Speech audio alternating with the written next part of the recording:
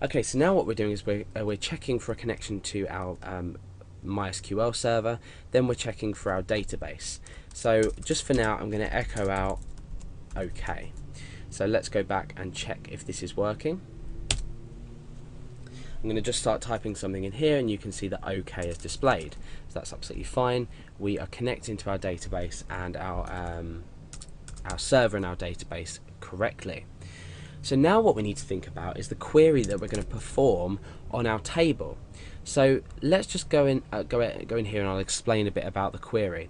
We're going to be using the like keyword, which is inside our SQL query, and like is going to use a percentage sign to say, do we want to check if it's like from the left and the right hand side? So it could be, let's say we could type A into the search text.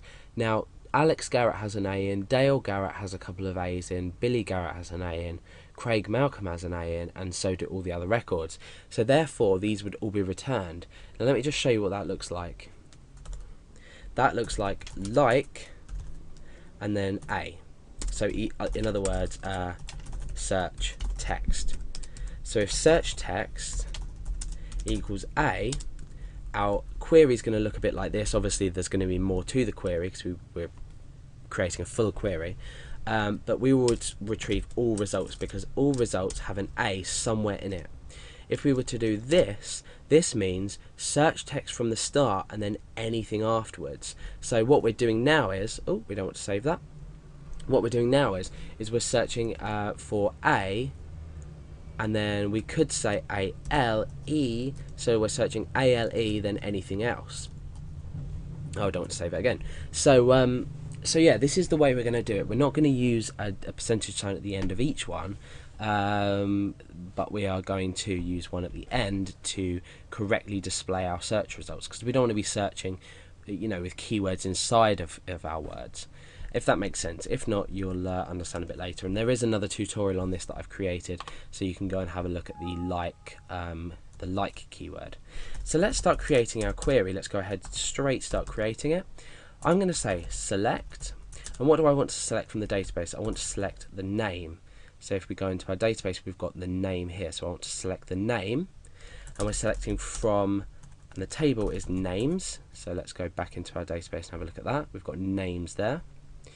And then what we're doing is we're saying where name like, remember I said. Now usually you do this if you want to search for a keyword inside here, but what we're doing is we're just saying like, and we're specifying the search text and then the percentage sign afterwards. So we're searching for anything in the front, we're searching for a specific in the front, so ALE would produce Alex Garrett and Alex Malcolm, and then anything after that. Otherwise it would just be an exact match, so we create this as a wildcard. It's called a wildcard. So we need to think about security in here as well, so let's escape that there, and reconcatenate that on there. And we need to, oh no, sorry, let's get rid of that and put that back in there. Okay, so now what we need to do is we need to say MySQL real escape string.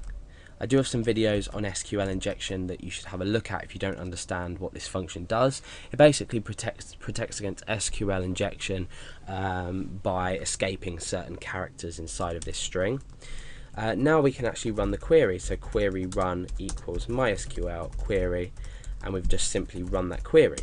So now what we can do is we need to return a list of all names retrieved from this statement.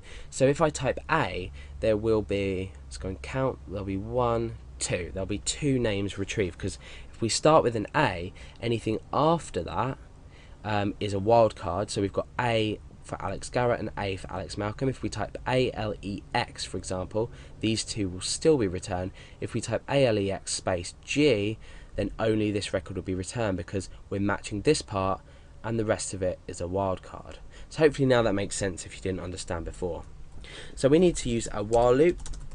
As we've done in some of my previous tutorials, we've looked at creating an array from our query, from the results. So I'm going to say while query row equals MySQL fetch associative. Now what this function here is going to do is fetch an associative array from the records that we've returned from this query, and we specify the query inside of it just like that. So now what we can do is we can access each element of the returned results. So I can say just print out the name. Obviously we're not selecting the ID from the table here, so we're just going to have access to this name. So let's echo out name equals, so we're just basically setting the variable called name here. So name equals query row. Remember, we've set the array as this variable here, so we're using square parenthesis as an array, and then we can just type in name there because it's an associative array, so this value here of name will match our field in there. So hopefully that makes sense as well. And we're going to append a break on it because we want it to look nice when we are displaying it as the user is typing, otherwise they're all going to be inline. Okay, so that's about it. Let's go back to our page and refresh. So I'm going to start typing a character. I'm going to type A. Hopefully I actually get something back.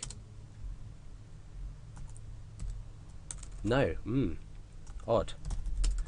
Let's go back and have a look at what we might have done wrong. Oh, okay, yeah, we're not actually outputting anything. That would help. So yeah, I've assigned the value of the name from the database to this variable name, and we can simply stick echo in front of that, and that will just display it out to us.